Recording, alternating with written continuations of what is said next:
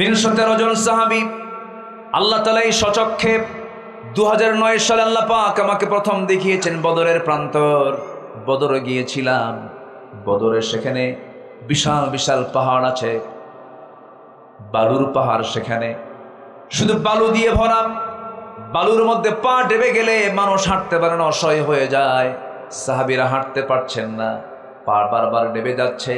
সাহাবীরা বলছেন, ইয়া রাসূলুল্লাহ, রমজান মাস অর্ধেক পর্যন্ত রোজা রাখলাম, শরীরে কোনো শক্তি নাই, যুদ্ধ করতে আসছি, দুইটা পা বারবার বালুতে ডেবে যাচ্ছে, যুদ্ধ করব কেমনে? আপনি আল্লাহর কাছে সাহায্য করুন। আমার নবীজি দুটো হাত উঁচু করে আকাশের মালিকের দিকে তাকায় সাহায্য চাইলেন। আকাশে খণ্ড মেঘ জমা হলো, কালো মেঘ আসলো, বৃষ্টি নাজিল হলো। বালুর উপরে যখন বৃষ্টির পানি পড়ে তখন বালু কি হয়? আস্তে কি হয় বলেন? ওইদিকে কাফের মুশরিকরা যে পাশে দাঁড়ানো ছিল সেই জায়গাটা ছিল হলো আঠাল মাটির জায়গা, শক্ত মাটির জায়গা। শক্ত মাটিতে যখন পানি পড়ে তখন কি হয়? পিছলা হয়ে যায়। আল্লাহর সাহায্য নাজিল শুরু হয়ে গেল। ওয়ালাকাদ নাসরাকুমুল্লাহু বিবাদরিন ওয়া আনতুম আদিল্লাহ। যুদ্ধ শুরু হয়ে গেছে। সাহাবায়ে কেরাম প্রস্তুতি নিয়ে ফেলেছেন। যুদ্ধের এক পর্যায়ে দেখা গেল কাফেরদের পরাজয় হয়ে গেছে। আবু জেহেলকে আল্লাহ রাব্বুল আলামিন দুনিয়া থেকে নিশ্চিহ্ন করেছেন। কোনো প্রাপ্তবয়স্ক সাহাবীর হাতে নয়, দুইটা শিশুর হাতে তাকে দুনিয়া থেকে বিদায় করে দিয়েছেন। মুআজের মাধ্যমে আবু জেহেলের ইনিংস শেষ হয়ে গেছে। আবু জেহেলের ইতি দুনিয়া থেকে বিদায় সে নিয়ে নিয়েছে। আমার নবীজি বদর যুদ্ধের দিন সাহাবায়ে কেরামকে নিয়ে তিনি নিজেই নেতৃত্ব দিয়েছেন। 313 জন সাহাবী নিয়ে 1000 সৈন্যকে পরাজিত করেছেন। আল্লাহ বলছেন, হে রাসূল, বিজয় তো আমি আল্লাহ নিজে দিয়েছি। প্রায় হাজার হাজার ফেরেশতা নাজিল করে আমি আল্লাহ নিজে ফেরেশতা পাঠাই আমি আপনার বিজয় আপনার হাতে তুলে দিয়েছি। জোরে বলেন সুবহানাল্লাহ। এই বিজয় আসবে কার পথে থাকলে? আসতে বলবেন না, কার পথে থাকলে? ওই যুদ্ধের ময়দান এমন একটা যুদ্ধের ময়দান ছিল, কেউ যুদ্ধ করতে গিয়ে কিছু কিছু সাহাবী দেখেছেন নিজের বাপকে, কিছু সাহাবী দেখেছেন নিজের ভাইকে, কিছু সাহাবী দেখেছেন নিজের আপন চাচাকে, কিছু সাহাবী দেখেছেন নিজের আপন জামাইকে। ভাই ভাই যুদ্ধ, বাপ বেটা যুদ্ধ, আত্মীয় আত্মীয় যুদ্ধ, একই বংশের মানুষের সঙ্গে যুদ্ধ। যুদ্ধ থেমে গেল। 70 জন কাফের দুনিয়া থেকে বিদায় নিল। 70 জন কাফের কুরাইশ তারা বন্দী হলো। সেই বন্দির মধ্যে আমার নবীর আপন চাচা আব্বাস বন্দী হয়ে গেলেন। আমার নবীর নিজের বড় জামাই, একদম বড় মেয়ের জামাই খাদিজা রাদিয়াল্লাহু আনহা থাকতে যার বিয়ে দিয়েছিলেন, সেই বড় জামাইটা অ্যারেস্ট হয়ে গেল, যুদ্ধবন্দী হয়ে গেল। আমার নবীজি 70 জন যুদ্ধবন্দীকে রাসূল বলে দিলেন, সাহাবীরা সবাইকে তোমরা পিঠ মোড়াতে বেঁধে ফেলো। কি মোড়া দিয়া? পিঠ মোড়াতে বেঁধে ফেলো। ওদের জন্য খাবার দিয়ে দাও। সবাইকে তোমরা খাবার দিয়ে দাও। খাবার দিয়ে দেওয়া হলো, কিন্তু সবাইকে দেওয়া হলো খেজুর। কিন্তু আমার নবীজির জামাই মনে করে, আমার নবীজির আপন চাচা মনে করে, ওই চাচাকে তারা ছাগলের গোশত এবং রুটি, উন্নত খাবারের কিছু ব্যবস্থা করে ফেললো। রাসূলকে বলা হলো, ইয়া রাসূলুল্লাহ, জামাইকে একটু আদর করছি। জামাইকে কি করছি? জামাই একটু আদরের না, একটু আদর করেছে। রাসূল কেন আদর করতে গেছে? যুদ্ধের নীতি তো এমন নয়, আত্মীয়করণ করা যাবে না। যেহেতু আমার জামাই আবুল আসকিব এবং আমার চাচা আব্বাসকে যেহেতু তোমরা খেজুর না দিয়া গোশত দিয়েছ, রুটি দিয়েছ, বাকি 68 জন যারা আছে তাদেরকেও তোমরা গোশত দাও, রুটি দিয়ে দাও। তাই করা হলো। এবার বলা হলো, মুক্তি যদি পেতে চাও, মুক্তিপণ দিয়ে তোমরা মুক্তি নিয়ে নাও। সবাই টাকা পয়সা দিল, মুক্তি নিয়ে চলে যাচ্ছে মক্কার দিকে। সাইয়েদনা আব্বাস রাদিয়াল্লাহু আনহু স্বামী ইসলাম কবুল করেন নাই। তার সামনে যখন হাজির হয়ে গেছেন, রাসূল বলছেন, চাচা মুক্তিপণ দিতে হবে। আব্বাস রাদিয়াল্লাহু আনহু বলছেন, ভাতিজা মুহাম্মদ, তুমি আমার থেকেও মুক্তিপণ নিবা, তুমি তো আমার ভাতিজা হও, আমি তোমাকে দেব না। এবার তিনি বলছেন, আমি যদি আপনার ভাতিজাই হই, আপনি ভাতিজার বিরুদ্ধে চাচা হয়ে যুদ্ধ করতে আসছেন কেন? আমি আপনাকে ছাড়বো না। আল্লাহু আকবার বলেন। ছাড়া যাবে না। এবার বলতেছে, ভাতিজা মুহাম্মদ শোনো, তোমার চাচি আম্মার কাছে আমি তেমন কিছু রেখে আসি না, কিচ্ছু নাই। আমার নবী মুসকে মুসকে হাসি মেরে বলছেন, চাচা মিথ্যা কথা বলা যাবে না, আমি যতটুকু জানতে পেরেছি চাচি আম্মার কাছে 6টা স্বর্ণের টুকরা আছে। এবার সঙ্গে সঙ্গে আব্বাস বলছেন, ও ভাতিজা মুহাম্মদ, আমার ঘরের স্বর্ণের খবর তোমাকে দিল কে? এই জন্যই তো আমি আল্লাহর নবী। যেরকম সুবহানাল্লাহ। হাত টাগায় দিয়ে সাইয়েদনা আব্বাস বলছেন, আর দেরি করায়ও না, আমারে পড়ায় দাও লা ইলাহা ইল্লাল্লাহ। এবার আপন জামাই আবুল আস, আপন জামাই কে? আবুল আস নবীজির আপন বড় মীর জামাই, ইসলাম তখন কবুল করে নাই। মেয়েটাও পড়ে আছে মক্কায়। ইসলাম কাকে বলে দেখেন। ইসলাম আত্মীয়করণ করে না, ইসলাম ভাই ভাই পৃথক করে দেয়, বাপ বেটা পৃথক করে দেয়। রাসূল বলেন, আবুল আস তোমাকে মুক্তিপণ দিতে হবে। আচ্ছা ঠিক আছে। মক্কায় খবর পাঠাইছে। মক্কা থেকে আমার নবীজির বড় মেয়ের স্বামীর মুক্তিপণ হিসাবে একটা গলার লকেট, গলার একটা হার পাঠায় দিয়েছে। প্যাকেটটা খোলা মাত্রই রাসূল সেই গলার হারটা দেখলেন আর কান্নায় ভেঙ্গে পড়লেন। সাহাবীরা বলছেন, ইয়া রাসূলুল্লাহ, সামান্য গলার হারের জন্য বিশ্বনবী কাঁদে কেন? আপনি কেন কাঁদতেছেন? আমরা বুঝি নাই হুজুর, একটু বুঝায় বলেন। রাসূল বলছেন, সাহাবীরা রে, আল্লাহর কসম করে বলি, গলার হার দেখে আমি কাঁদি না, আমি আমার খাদিজার জন্য কাঁদি। কেন খাদিজার জন্য কাঁদেন কেন? এই গলার হারটা পড়ে থাকতো আমার সামনে, খাদিজা সর্বক্ষণ আমাকে আনন্দ দিত। বিয়ের সময় বড় মেয়ের বিয়ের সময় শখ করে নিজের গলার হারটা বড় মেয়েকে উপহার দিয়ে দেয় আমার খাদিজা। এই গলার হার দেখে আমার খাদিজার কথা বারবার মনে পড়ছে। আল্লাহ তুমি আমার খাদিজাকে উত্তম জান্নাতের ভাগী বানায়া দাও, উত্তম জান্নাতের মেহমান বানায়া দাও। নবীর চোখের পানি যে দেখে সাহাবে কেরামদের চোখে পানি চলে আসছে। সাহাবীরা কাঁদতে কাঁদতে বলছেন, ইয়া রাসূলুল্লাহ, যে গলার হারের সাথে আপনার জীবনের স্মৃতি জড়িত, যে গলার হারের সাথে আপনার জীবনের বিশাল একটা অংশ জড়িত, সেই গলার হারটা আমরা নেব না, আমরা সিদ্ধান্ত নিলাম হুজুর। রাসূল বলেন, তাই যদি হয় ঠিক আছে, তাই করো। এবার বলছেন, আবুল আস, আল্লাহর আয়াত নাযিল হয়ে গেছে, মুশরিকের ঘরে ঈমানদার নারী থাকতে পারবে না। তোমার মুক্তিপণ হলো মক্কায় চলে যাবে। মক্কায় যাওয়ার সঙ্গে সঙ্গে আমার মেয়েকে তালাক দিয়া আমার মেয়েকে আমার ঘরে পাঠাইয়া দিবা। ইসলাম তেমন একটা ধর্মের নাম, ইসলাম আছে সম্পর্ক আছে, ইসলাম নাই সম্পর্ক নাই। তালাক দিয়ে দিবা। তালাক কি ভালো? বলেন তালাক কি ভালো? কিন্তু এখানে তালাক, ইসলাম আগে দরকার না তালাক দরকার? বলেন কোনটা আগে দরকার? ইসলাম আগে দরকার। সম্পর্ক রক্ষা করার আগে দরকার না ইসলাম রক্ষা করা আগে দরকার? তালাক দিয়ে দাও, আমার মেয়েকে আমার বাড়িতে পাঠায় দাও। তোমার ঈমান নাই, বেঈমানের ঘরে ঈমানদার থাকতে পারে না। আল্লাহু আকবার, আল্লাহু আকবার বলে। আল্লাহ তাআলা বলছেন, যারা কুফরি করে এদের কাছে আপনি সতর্ক করেন আর নাই করেন সমান, এরা ঈমান আনবে না।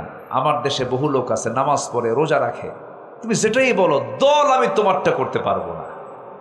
আল্লাহর দল আমার পক্ষে করা সম্ভব না ভাই। আমার বাপ করে গেছে, আমার বাপ ওসর, আমি ওসর। বলেন আছে না নাই? আল্লাহ বলছেন ও চেঞ্জ হবেও না। আল্লাহ নিজে বলে দিচ্ছেন, খতামাল্লাহু আলা কুলুবিহিম ওয়া আলা সামঈহিম ওয়া আলা আবসারিহিম গিশাওয়া। আল্লাহ তাদের অন্তঃকরণ শ্রবণ শক্তির উপরে, দৃষ্টি শক্তির উপরে মোহরাঙ্কিত করে দিয়েছেন, মোহর মেরে দিয়েছেন, কোনো কাম হবে না। আমার বন্ধুগণ, কিন্তু শয়তান যদি আমাকে ওয়াসওয়াসা দেওয়ার জন্য হাজারো চেষ্টা চালায়, সে টিকতে পারে না যদি আল্লাহ তাকে পথভ্রষ্ট না করেন। হয়তো প্রশ্ন করতে পারেন, হুজুর আল্লাহ যেহেতু মোহর মেরে দেন, এখানে বান্দার কি হতে পারে? আল্লাহ তো সেই বান্দাকে মোহর মেরে দেন যে সতর্ক করলেও যা, না করলেও তাই, সে তো আল্লাহর মোহরটা পেয়ে যায়। কিন্তু যে বান্দা চেষ্টা করে, আমি ভালো হওয়ার জন্য চেষ্টা করে, সেই বান্দাকে আমার আল্লাহ পথ দেখায় দেন। জোরে কোন সুবহানাল্লাহ। আরেক জায়গায় বলছেন, ওয়াল্লাযীনা জাহাদু ফীনা লানাহদিয়ান্নাহুম সুবুলানা।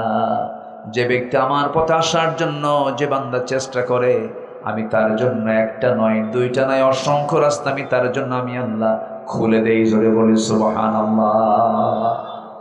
এখানে বুঝতে ভুল করা যাবে না, একটু বোঝার চেষ্টা করতে হবে। যে ব্যক্তি আল্লাহর পথে আসতে চায়, আল্লাহ তার পথটাকে খুলে দেন। আর যে ব্যক্তি সতর্ক করলেও যা, না করলেও তা, সে ঈমান আনে না, তার এই জাহালাতকে, তার এই কুফরিটাকে আল্লাহ পাক খতামাল্লাহু আলা কুলুবিহিম, তার অন্তঃকরণে আল্লাহ পাক মোহর মেরে দেন, সে আর ফিরে না। ওয়ালাহুম আযাবুন আযীম, তার জন্য রয়েছে সীমাহীন আযাব, মারাত্মক আযাবের ব্যবস্থা আছে তার জন্য। সম্মানিত ভাইয়েরা, হেদায়েতটা কার হাতে বলেন তো? আসতে বলবেন না, কার হাতে? এই জন্য আমরা হেদায়েত চাইবো কার কাছে? আল্লাহর কাছে হেদায়েত চাইবো। ব্যক্তি যদি হেদায়েতের মালিক হতো, আমার নবীর হাতে বায়াত নিয়ে ইসলাম কবুল করতে সবার আগে আবু তালেব। আবু তালেব কি মুসলিম না কাফের? বলেন, মুসলিম না কাফের? নবীর কি কি চাচা? বলেন, আপন চাচা। আবু তালেব এবং আব্দুল্লাহ এক মায়ের পেটের হচ্ছে আবু তালেব এবং আব্দুল্লাহ। আবু লাহাব ছিল ভিন্ন মায়ের পেটে। সিরাত গ্রন্থে এমনই পাওয়া যায়, বাপ এক, আব্দুল মুত্তালিব ঠিক আছে, কিন্তু আবু লাহাবটা ছিল হলো ভিন্ন মায়ের, অন্য মায়ের। আবু তালেবও কাফের, আবু লাহাবও কাফের।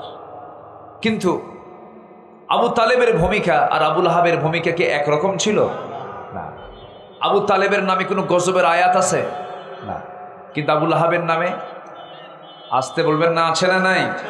আচ্ছা, গজবের সূরা পর্যন্ত নাজিল হয়েছে। কেন জানেন? শুধুমাত্র বেয়াদবি করার কারণে, রাসূলের অসম্মান করার কারণে আল্লাহ পাক পরিপূর্ণ একটা সূরা নাজিল করে গোটা বিশ্ববাসীকে জানায় দিচ্ছেন, আমার হাবিবকে কেউ যদি বেইজ্জত করতে চায় আমি আল্লাহ সহ্য করতে পারি না। এটা বিশাল ব্যাপার। কিন্তু আজকেও দেখলাম একটা স্ট্যাটাসে, দেখলাম এদেশের একজন নাগরিক, দেশ থেকে নির্বাসিত একজন লেখিকা, বিতর্কিত লেখিকা, জাহান্নামের কীট তসলিমা নাসরিন, সে একটা স্ট্যাটাসে লিখেছে, আমার নবীর বিরুদ্ধে একটা শব্দ চয়ন করেছে। সে শব্দ চয়ন হলো, নারী পুরুষ একসাথে নামাজ পড়তে পারবে না। তো কিছু কিছু পরিবেশে, যেরকম মক্কায় আপনি যদি হজ করতে যান, ওমরা করতে যান, মাতাফে নামাজের সময় হয়ে গেছে, সেই সময় কিন্তু নারী এবং পুরুষ কিন্তু একসাথে নামাজ পড়তে বাধ্য হয়। যারা হাজি দেখেছেন তো এরকম একটা ছবি সে কাটিং করে বলতেছে যে এখানে তো মুহাম্মাদের নীতি অনুসরণ হলো না, কারণ মুহাম্মদ মহিলার নিতম্বের দিকে তাকালেই সে উত্তেজিত হয়ে যেত। কত বড় মারাত্মক কথা! এই সমস্ত কথাগুলো এখনো আসে, আমাদের কানে চলে আসে। ইসলামিক গভর্নমেন্ট যদি থাকতো, ইন্টারপোলের মাধ্যমে এই সমস্ত বদমাইশদেরকে ধরে এনে ফাঁসির মঞ্চে ঝুলিয়ে মারা হতো। রাসূলকে মহাব্বত আল্লাহ তাআলা কি পরিমাণ করেন, কি পরিমাণ মহাব্বত! আমরা নাম ধরে যখন কথা বলতে যাই, তখন আমাদেরকে বলা হয়, এই তো 16 বছর বলছে, আমাদেরকে বলতে দেয়নি তো। মঞ্চে উঠলেই আমাদেরকে কথা থামিয়ে দেওয়ার চেষ্টা করা হতো। ডান পাশে বাম পাশে কিরামন কাতিবিন বসে রাখত, প্রশাসনকে হ্যালো হ্যালো করত, কত যে চাপ দিত, কত যে জিম্মি করে রেখেছিল এই সমস্ত মাহফিলগুলো। আজ তারা কোথায়? শিক্ষা নাও, শিক্ষা নিয়ে সামনে এগিয়ে চলো, হেদায়েতের পথে আসো।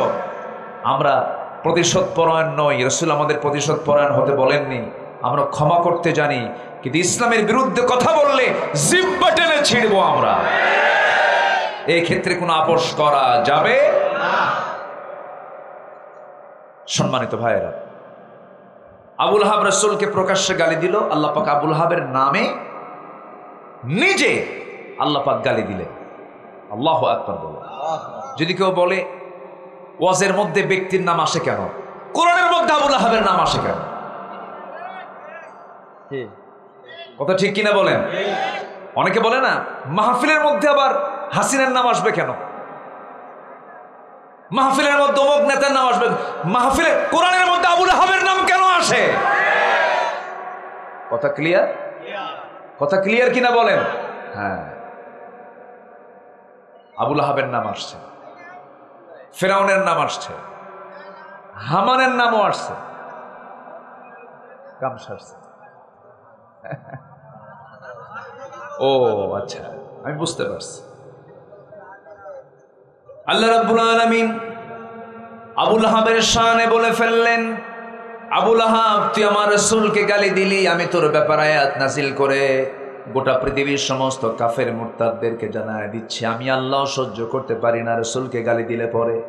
আল্লাহ উল্টা গালি দিয়ে বললেন, তাব্বাত ইয়াদা আবি লাহাবি ওয়া তাব্বা মা আগনা আনহু মালুহু ওয়া মা কাসাব সায়াসলা নারান যাতা লাহাবিন ওয়া ইমরাআতুহু হাম্মালাতাল হাতাব ফি জিদিহা হাবলুম মিন মাসাদ। জোরে বলি আল্লাহু আকবার।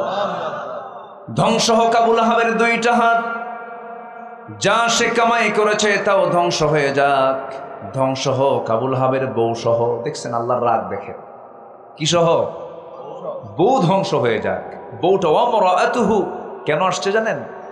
তার স্ত্রীর নামটা এই জন্য আসছে কারণ জামিলা করত কি, আমার নবীজির ঘর আবু লাহাবের ঘর ছিল পাশাপাশি, আমার নবীর বাবার আব্দুল্লাহর পৈতৃক সম্পত্তি তার ঘর ছিল ওইদিকে, আবু লাহাবের চাচা তারও ঘর ছিল পাশাপাশি, ঘর বাড়ি ছিল। আবু লাহাবের স্ত্রী প্রত্যেকটা দিন সে তার ঘরের ছাদের উপরে উঠত, বাড়ির ভিতরে সমস্ত ময়লা আবর্জনাগুলো একটা পাত্রে তুলে, সমস্ত ময়লাগুলো একটা পাত্রের মধ্যে তুলে নিয়ে ছাদে উঠে আম্মাজান খাদিজা যখন উঠানে দাঁড়াতেন তার মাথার উপরে সেই ময়লা আবর্জনাগুলো ফেলে দিত। এইরকম করে নির্যাতন করত, অত্যাচার করত। একটা দিনের জন্য আম্মাজান খাদিজা কখনো রাসূল কেমন নোটিশ করেন নাই, বলেন নাই, অভিযোগ দেন নাই। হঠাৎ করে একদিন আমার নবীজির দৃষ্টিগোচর হলো এমনটা আচরণ উম্মে জামিলা করেছে। আমার নবীজির মনো কষ্ট হলো, আহারে এমন করে আমার প্রতিবেশী কষ্ট দেয়, আমার আত্মীয় স্বজন কষ্ট দেয়। খাদিজা তুমি তো আমাকে একটা দিনের জন্য বললে না, আমাকে তো বহুদিন তোমার সঙ্গে এমন আচরণ করার পর তুমি আমাকে একটা দিন বললে না কেন? আম্মাজান খাদিজা বলেন, ইয়া রাসূলুল্লাহি, আপনি দিনরাত দিন কায়েমের জন্য, দিন প্রচারের জন্য ব্যস্ত হবেন, সামান্য বিষয় নিয়ে আমি আপনাকে কেন কষ্টের মধ্যে ফেলতে যাব? আমি আমার নিজের জীবনকে আপনার জন্য আমি উৎসর্গ করে দিয়েছি। যেরকম সুবহানাল্লাহ। আমার ভাইরা, আমার নবীর শান কত, মান কত, নবীজির দামটা কত আল্লাহ রাব্বুল আলামিন এই পৃথিবীতে তারপরেই যাকে স্থান দিয়েছেন তিনি হচ্ছেন মুহাম্মদ সাল্লাল্লাহু আলাইহি ওয়াসাল্লাম। আমার আল্লাহর পরিচয় যদি আমরা কেউ বলতে চাই, প্রথম আয়াতেই চলে আসে আলহামদুলিল্লাহি রাব্বিল আলামিন। আর আমার নবীর পরিচয় হলো ওয়ামা আরসালনাকা ইল্লা রাহমাতাল লিল আলামিন। জোরে বলুন আল্লাহু আকবার। আমার নবীর সম্মান কত, মর্যাদা কত। নবীজি আকাশের চাঁদের দিকে তাকায়া শুধু নখটা উঁচু করেছেন, নবীর নখের ইশারায় আকাশের চাঁদ দ্বিখণ্ডন হয়ে গেছে। যেরকম সুবহানাল্লাহ। আবু তালেব এই সমস্ত দৃশ্যগুলো দেখেছে। আবু তালেব এই দৃশ্যগুলো দেখার পরেও ইসলাম কবুল করতে তিনি পারেন নাই। শুধু এই দৃশ্যই দেখেন নাই, সিরাত গ্রন্থে আসছে নবীর যখন জন্ম হলো, রবিউল আউয়াল মাসে তার জন্ম হলো, তিনি জন্ম নিলেন মাত্র 3 দিনের শিশু, 3টা দিন বয়স কেবল হয়েছে। আবু তালেব রাসূলের সামনে একদিন দাঁড়িয়ে দাঁড়িয়ে বলতেছেন, ও মুহাম্মদ, আমি তোমার সামনে কিছু কথা বলতে চাই, কথাগুলো কতটুকু সত্য আমি জানি না, তুমি আমাকে একটু বলে দাও তো, তুমি তো আল্লাহর নবী। চাচা আপনি বলেন। এবার আবু তালেব বলতেছেন, ভাতিজা মুহাম্মদ, তুমি যখন জন্ম নিলে 3 দিন 3 রাত মাত্র তোমার বয়স, আমি তোমাকে দেখতে গেলাম, তোমাদের বাড়িতে ঢুকলাম, বাড়িতে ঢোকার সঙ্গে সঙ্গে দেখে তুমি একা শুয়ে আছো, তোমার পাশে কেউ নাই, চাঁদনি আকাশের নিচে তোমার মা তোমাকে শুইয়ে রেখেছে। তোমার মার দিকে তাকায় দেখি ডুকরে ডুকরে কাঁদতেছে, তার চোখে পানি, বারবার সে কান্নায় ভেঙ্গে পড়ছে, হাই হতাশ করছে, কান্নাকাটি করছে। কিন্তু তোমার পাশে সে বসে না, তোমাকে সময়ও দেয় না। সেই সময় তুমি একাকী চাঁদনি আকাশের নিচে তুমি শুয়ে আছো, হাত পা নড়াচড়া করছো। আমার নবীজি বলেন, চাচা এরপরে কি দেখলেন বলেন?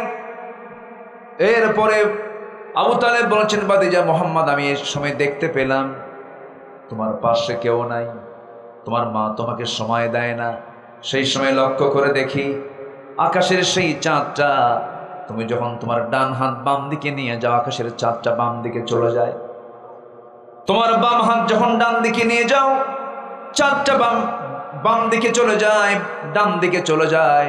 আবার যখন তোমার দুটো হাত নিয়ে যখন নিচের দিকে হাত দুটা নিচের দিকে নিয়ে আসো, তোমার হাতের সঙ্গে ইশারা করে করে আকাশের চাঁদটা তোমার কাছাকাছি চলে আসে।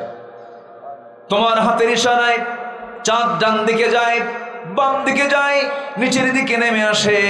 আমি কি এটা ভুল দেখেছি না সঠিক দেখেছি বলো তো ভাতিজা মোহাম্মদ? আমার নবীজি কাঁদা কাঁদা কণ্ঠে বলছেন, চাচা, জন্মের পূর্বে বাপকে হারাইছি। আমার মা আমাকে যখন প্রসব করলেন, সন্তানটা কোলে নিয়ে মনে মনে চিন্তা করলেন, আহারে সন্তান তো দুনিয়াতে আসলো, এই সন্তানকে যার কোলে আমি তুলে দেব, সেই স্বামীটি দুনিয়াতে বেঁচে নাই। স্বামীর কথা তার বারবার মনে হচ্ছিল, স্বামীর কথা মনে হচ্ছিল বারবার। আমার মা আমাকে কোলে নেন, স্বামীর কথা বারবার মনে পড়ে যায়। এই জন্য আমাকে নিতে পারেন না, আমাকে সঙ্গ দিতে পারেন না, তার কষ্টের পরিমাণটা বেড়ে যায়।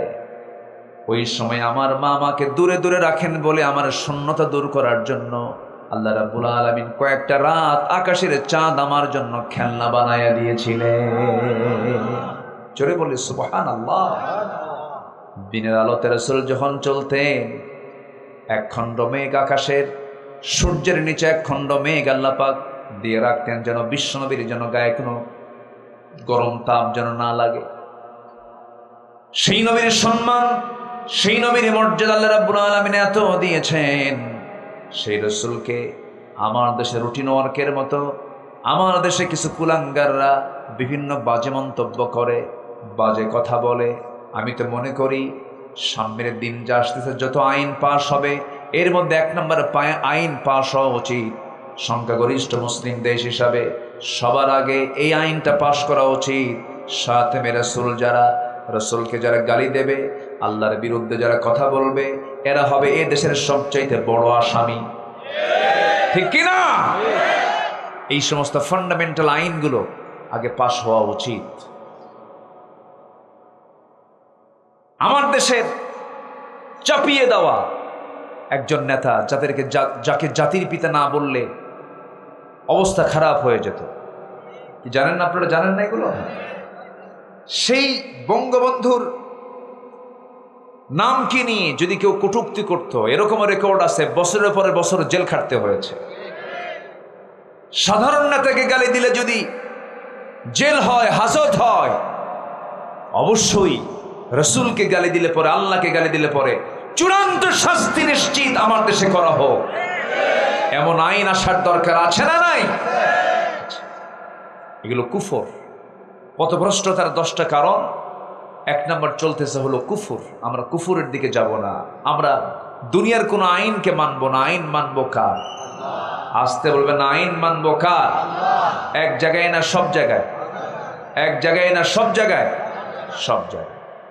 আমার নবীর প্রসঙ্গ যখন চলে আসলো, রাসূলকে মহব্বত করতে হবে এবং আনুগত্য করতে হবে। রাসূলের প্রতি আমাদের আনুগত্য থাকতে হবে, আবার কি থাকতে হবে? মহব্বত থাকতে হবে। এখন প্রশ্ন করি আমি, বলুন তো, আনুগত্য আগে না মহব্বত আগে? অনেকে চুপচাপ আছেন, হুজুর আপনি কোন? বলেন, আনুগত্য আগে, ইত্তেবা আগে, আনুগত্য আগে না মহব্বত আগে? এই মনির ভাই যান কই? কোথায়? কোনো যাওয়া নাই তো, বসেন। যাচ্ছেন নাকি আপনারা? মঞ্চ থেকে তো যাওয়া যাবে না, মঞ্চ থেকে একজন গেলে ওটা আবার ফলো করবে, যে উনি যখন গেল আমিও যাই। এই জন্য আমি মঞ্চে বসলে যারা বসে আমি তাদেরকে উঠতে দেই না, একটু বসে। আমি খুব বেশি সময় নেব না, আর একটু সময় আমি চেয়ে নিচ্ছি, একটু থাকেন। আমি একটা ধারণা দিয়ে পথভ্রষ্টতার কারণগুলো কি কি এটা বললেই আমাদের জন্য লাইন ক্লিয়ার হয়ে যাবে, তাই না? লাইন ক্লিয়ার হবে না? লাইন ক্লিয়ার হয়ে যাবে। এতক্ষণ কিন্তু একটা বিষয় স্পষ্ট হলো যে আমরা দল করবই, সেই দল হতে হবে অনিসলামী দল না ইসলামী দল? বলেন বলেন বলেন বলেন। যে বলে আমি কোনো দল করি না, ওটা মানুষই না। যে বলে আমি নিরপেক্ষ, হলো হিজরা। হিজরা ওটা আছে না? এরকম কিছু লোক আছে না নাই? যে বলে আমি নিরপেক্ষ, হচ্ছে সবচাইতে বড় শয়তান ওটা। নিরপেক্ষের জন্য জান্নাত নাই, পক্ষ একটা নিতে হবে, সেটা হচ্ছে শয়তানের পক্ষ না আল্লাহর পক্ষ? আল্লাহর পক্ষ নিতে হবে। এটা ক্লিয়ার হওয়া। আল হালালু বাইয়িন ওয়াল হারামু বাইয়িন। হক স্পষ্ট, বাতিল স্পষ্ট। হালাল হারাম দুটো স্পষ্ট করে দিয়েছেন। তিনি কে? দুনিয়ার কিছু পার্থিব প্রাপ্তির জন্য আপনি বলবেন ভাই আমি কিছু বুঝি না, ভাই আমি কোনো দলই করি না, ওই লোকের মতো মারামারি লাগছে দললিন আর জল্লিন গ্রুপ, দুই দিকে দুই লাঠি, মাঝখানে সলিমুদ্দি গলির মাঝখানে পড়ে গেছে, ওদিক থেকে দললিনের লাঠি, এদিকে জল্লিনের লাঠি, দুই লাঠি যখন মাথার উপরে পড়ছে, এই তুই কি দললিন না জল্লিন? ভাই আমি দললিন জল্লিন, আমি নামাজই পড়ি না।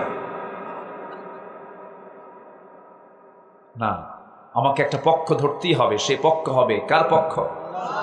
সেই দল হবে কার দল?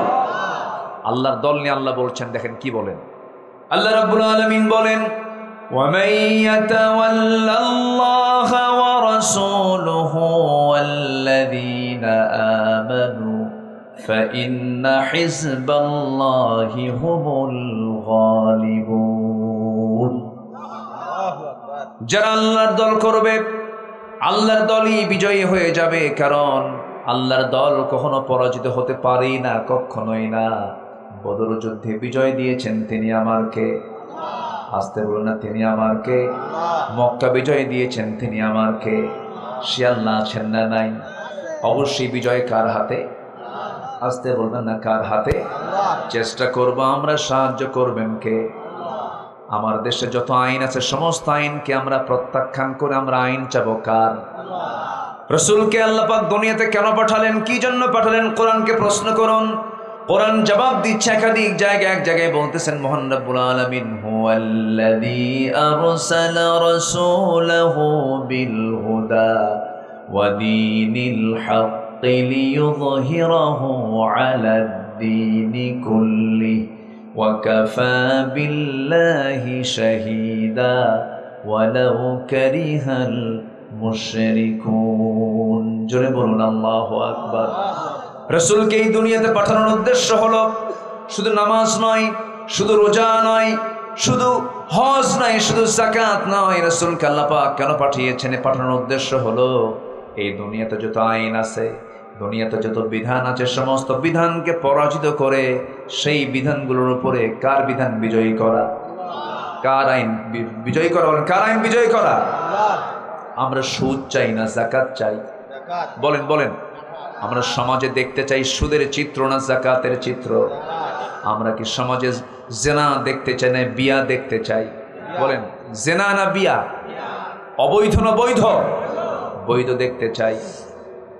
আমার বন্ধুগণ, জেনা আছে যেখানে, গজব আছে সেখানে, মদ আছে যেখানে, অসুস্থতা আছে সেখানে, সুদ আছে যেখানে, সেখানে গজব আছে সেই জায়গায় নিশ্চিত কোনো সন্দেহ নাই। এই জন্য এই সুদ থেকে, এই মদ থেকে, এই জেনা থেকে, এই সমস্ত অপকর্ম থেকে বাঁচার জন্য এই জমিনে দুনিয়ার সমস্ত আইনকে প্রত্যাখ্যান করে আইন প্রতিষ্ঠা করতে হবে কার? আমার নবীজির উপরে যখন এই দায়িত্ব দেওয়া হলো, নবীকে আল্লাহ রাব্বুল আলামিন এই দায়িত্ব দিয়ে দুনিয়াতে পাঠালেন। নবীজি মক্কার মাটিতে আসলেন, 40 বছর পর্যন্ত তার বিরুদ্ধে কোনো মানুষের কোনো ক্লেম নাই, বরং রাসূলকে আল আমিন বলা হলো, as-সাদিক বলা হলো, সত্যবাদী বলা হলো। সবাই তার প্রশংসায় পঞ্চমুখ।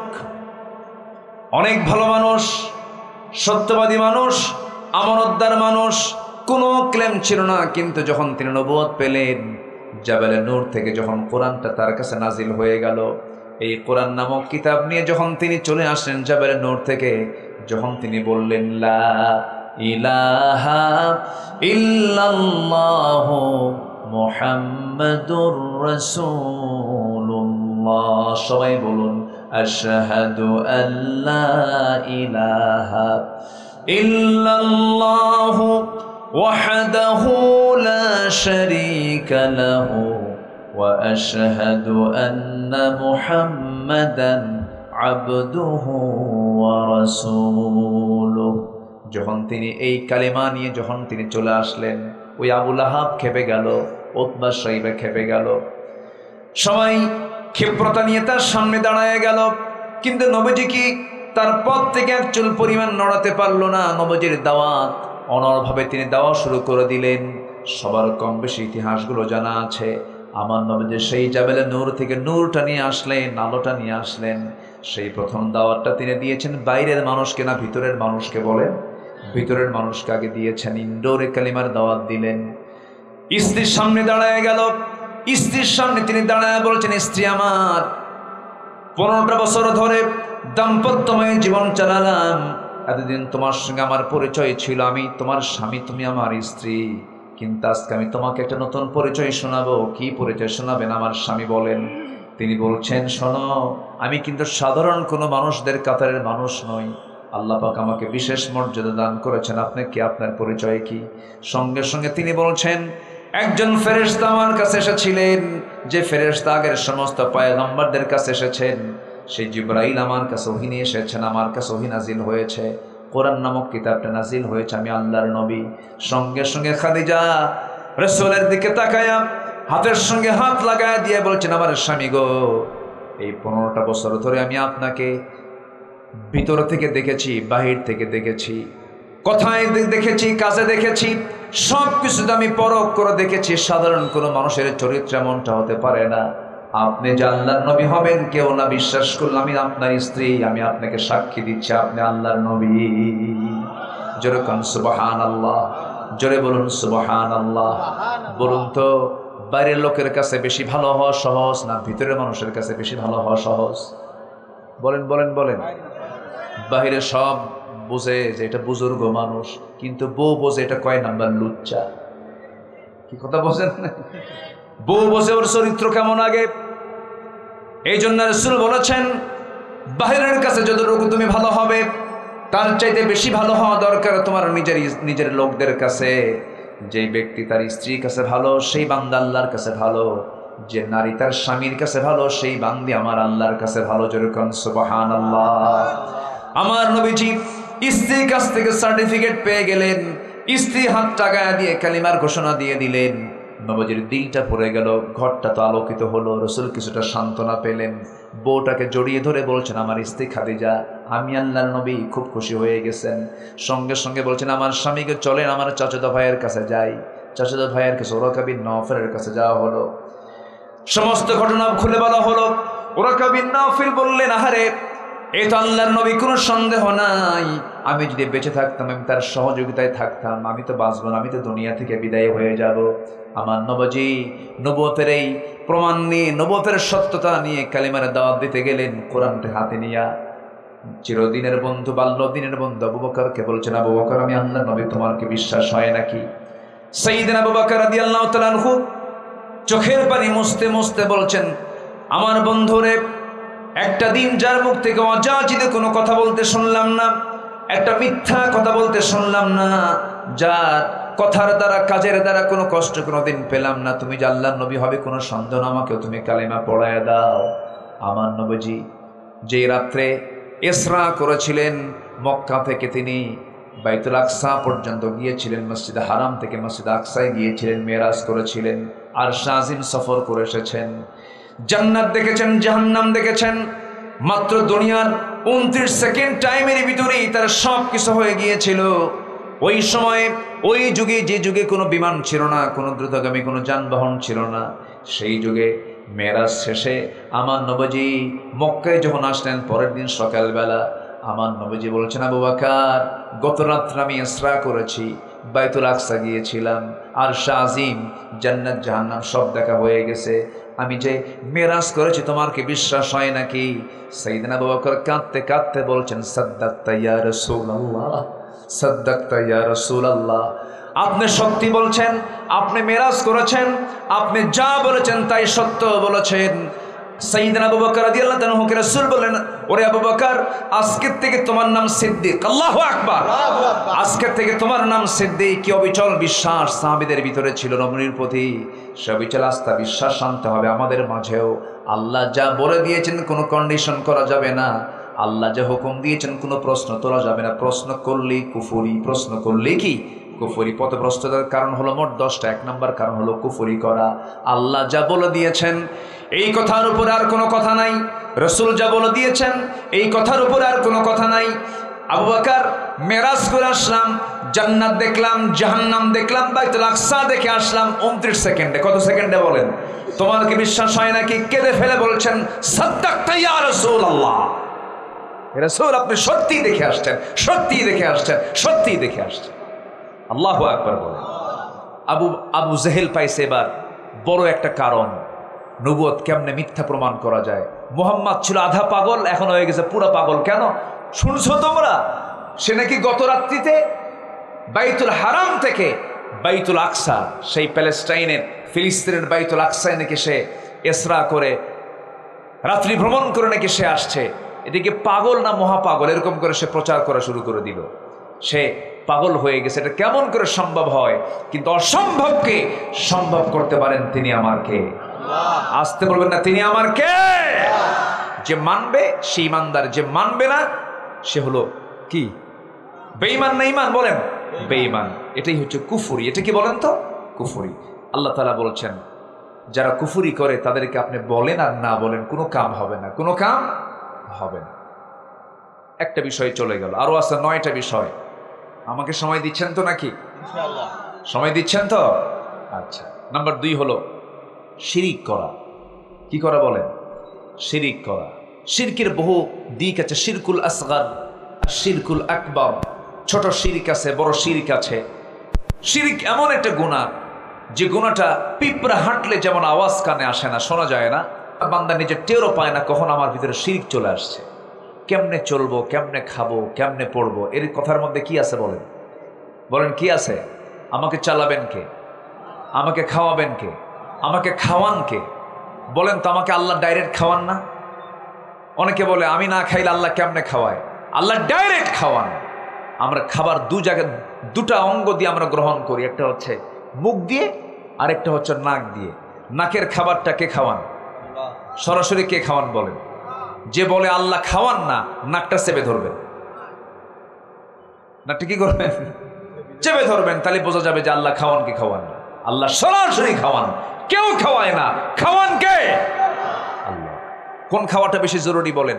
মুখেরটা না নাকেরটা? বলেন কোনটা বেশি খাওয়া জরুরি? যেটাই জরুরি সেটাই ফ্রি, যেটাই জরুরি সেটাই কি ফ্রি। সূর্যের আলো কি বলেন দরকার? কেমন দরকার? বলেন বলেন বলেন। একদম জরুরি, আল্লাহ পাক এটাকে ফ্রি করে দিয়েছেন। নাকের খাবার জরুরি, একদম ফ্রি করে দিয়েছেন। আল্লাহু আকবার বলেন। তিনিই তো খাওয়ান, তিনিই তো রাজ্জাক। তিনি আমাকে চাঁদের আলো দেন, তিনি আমাকে সূর্যের আলো দেন, তিনি আমাকে অক্সিজেন দেন, তিনি আমার সমস্ত খাবারগুলো সরবরাহ করেন। জমিতে ধান লাগায় আসি আমি, ধানগুলো বড় করে দেন কে? বলেন বলেন কে? আল্লাহ। আনতুম তাযরাউনাহু আম নাহনুস সারিউন। তুমি চাষ করো না, উত্তম চাষী হলাম আমি আল্লাহ রাব্বুল আলামিন। ওই যে বঙ্গোপসাগর আপনার বাড়ির পাশেই, আপনার বাড়ির পাশেই শ্যামনগরের পাশ দিয়ে ঘেঁষা সেই সুন্দরবন, সুন্দরবনের পাশেই হলো বিশাল দরিয়া। সেই দরিয়ার পানিগুলো হলো মিঠা না লবণ বলেন? এই এলাকার পানিও তো মনে হয় লবণ না? হ্যাঁ, এখানে মিঠা মিঠা আছে, আবার লবণও আছে। একটু ভাটিতে গেলেই তো লবণ পাওয়া যায়। লবণ আছে বলেই তো গলদার বাগদা আছে। বলি আলহামদুলিল্লাহ। যদি লবণ না হতো এই এত বড় সম্পদ পেতেন না আপনারা। তবে গলদার বাগদার যে 2005 সাল, 6 সাল, 3 সাল, 4 সালের যে ইউরোপ আমেরিকার যে চাহিদাটা ছিল, এই চাহিদাটা নষ্ট করে ফেলেছি কিন্তু আমরাই। ওর মধ্যে কি ঢুকাইছে? ও তাহলে আপনারা জানেন তাহলে না?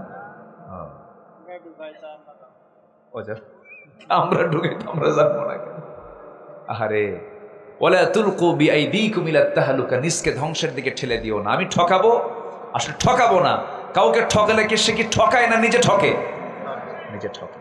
আমরা ঠকবো না, ঠকাবো না। জোরে বলি ইনশাআল্লাহ। ভেজাল দেব না, ভেজাল দিলে সব শেষ। খাদ্যে ভেজাল দেব, আমার ইমানও কি হয়ে যাবে? ভেজাল হয়ে যাবে। আমার ইমানও যদি ভেজাল হয়, এটা আমার পথভ্রষ্টতার একটা কারণ।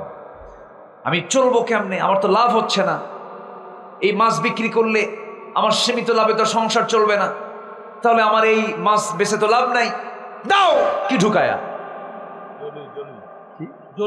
জলুই কি? পেরেক। পেরেক।